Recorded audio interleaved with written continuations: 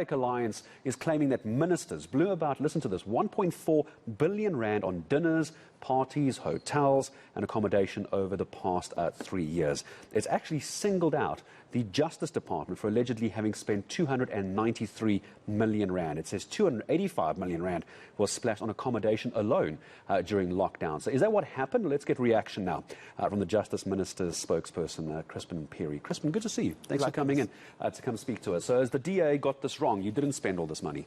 Well, firstly, the manner in which the information has been presented by the DA really smacks of propaganda. And what do we mean by propaganda? Deliberate misinformation or misrepresenting information. This money was not spent all during lockdown. This was money spent over 3 financial years, from 2019 to 2021, to 2022 to date. So if you look at this money being spent over a period of 3 financial years, you get a full picture that this is money that was spent within a particular context. The other important thing is that the DA, when asking this question to Parliament, to the Minister through Parliament, they didn't ask how much did you spend on partying. They asked how much did you spend on accommodation, catering, and possibly entertainment during the course of your work in the past 3 financial years. And that's what the Minister answered. So for them to come and present this information that this was money spent as partying is really designed to create a particular sentiment. And also, what is really, really telling is the time period that they use. So they specify that this money was spent during lockdown. And actually, if you look at the expenditure that we gave to Parliament, there was no catering that was spent during lockdown for the Minister, for instance, and there was no entertainment money that was used. It's literally zero. But if you had read the DA's press statement, you would have thought ministers were partnering up during lockdown. Okay, so what you're telling me is that the 285 million odd rand was, even though it's over the last 3 years, it was actually only really used during 2019, because come 2020 we were going into essentially lockdown. So I suppose the question could be asked, 285 million rand on accommodation? No, it's heavy. Not on accommodation, but also not only on the Minister. This is the Department of Justice has 16,500 employees.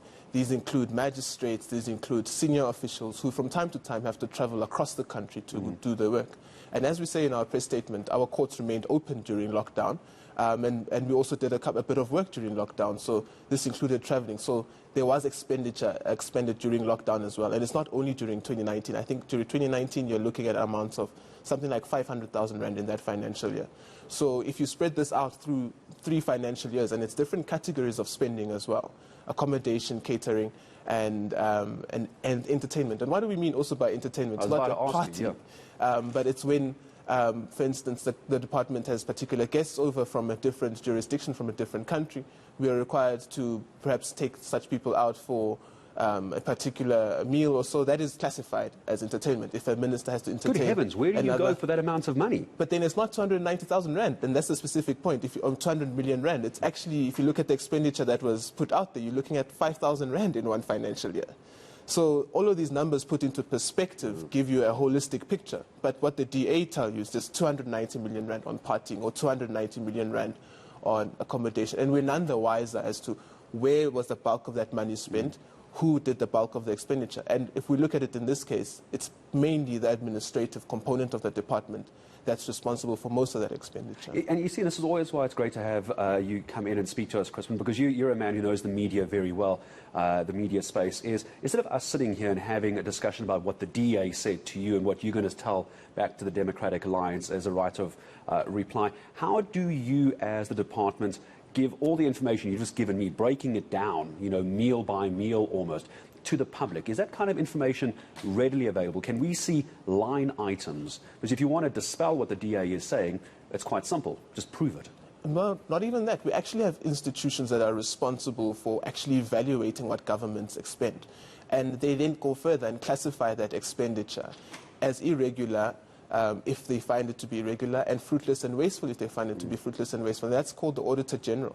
And then the department is required to sanction particular individuals. We also have a committee that has been in the public light quite recently, the Standing Committee on Public Accounts, SCOPA.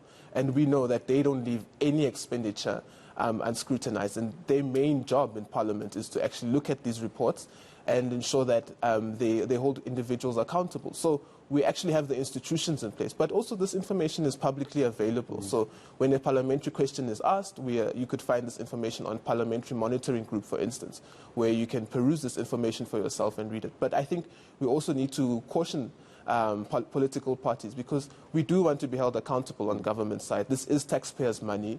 It's money that needs to be spent prudently and well. But what we should not accept is misinformation. And calling this partying, I think it creates a particular political narrative that, this administration, and if you read the press statement, they say whilst we were in lockdown and whilst we have reports of floods and so on, it's to whip up a particular political frenzy, to say this administration is again perhaps misappropriating funds in a particular way. And so you have this information being misrepresented. It's publicly available. Our annual reports are on our website. Citizens can have a look at this at any point in time. Citizens can also use a PIA request to request certain information from the department, and we are obliged to give that information over. Obliged to give that information, yes, to those various bodies like SCOPA and in the public space as well. Is there a way to try and put this discussion to bed?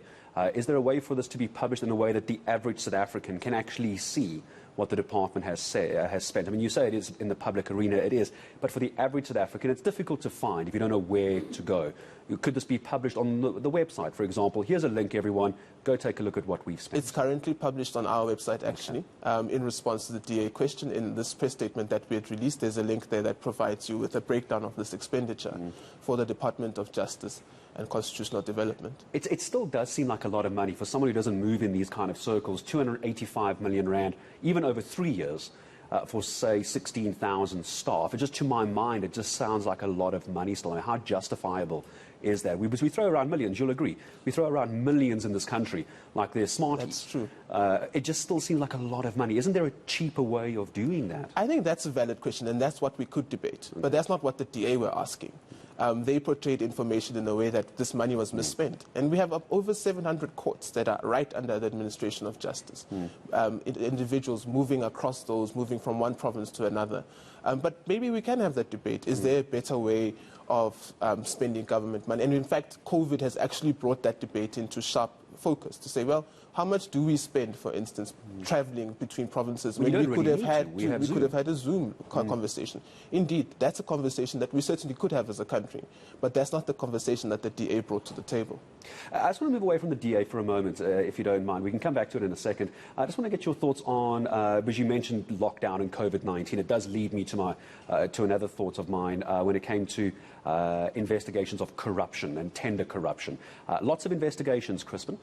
Where are we on arrests? When are we going to see people behind bars? Because the wheels of justice turn slowly for the entire country, but when we're talking about certain individuals, and there's only a select few of them in South Africa, why is it taking so long to get convictions in court cases? Well, I think it's often complicated to investigate these crimes, although when they do happen, they happen in very sophisticated ways. But what we have seen through the special tribunal, and this is public information, significant amount of recoveries. I think in excess of 500 million rand has been recovered so far from the SIU tribunal. I think that is commendable.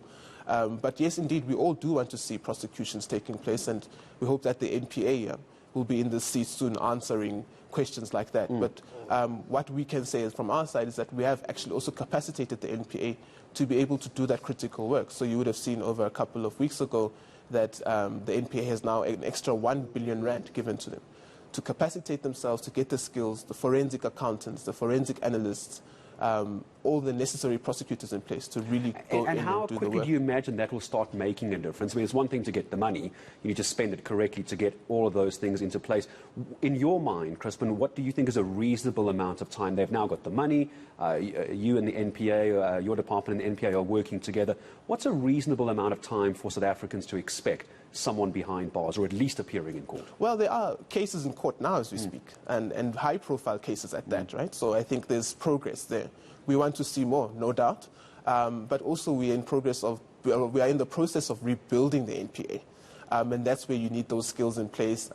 We're also in the process, as you've highlighted earlier, I think, or you highlight during the course of the day, of looking at the Zondo Commission report when it does come through, and implementing that. So even then, we would need to know in light of the Zondo Commission report, do we have a really capable NPA to execute what the Zondo Commission report requires of us? So it's going to take time.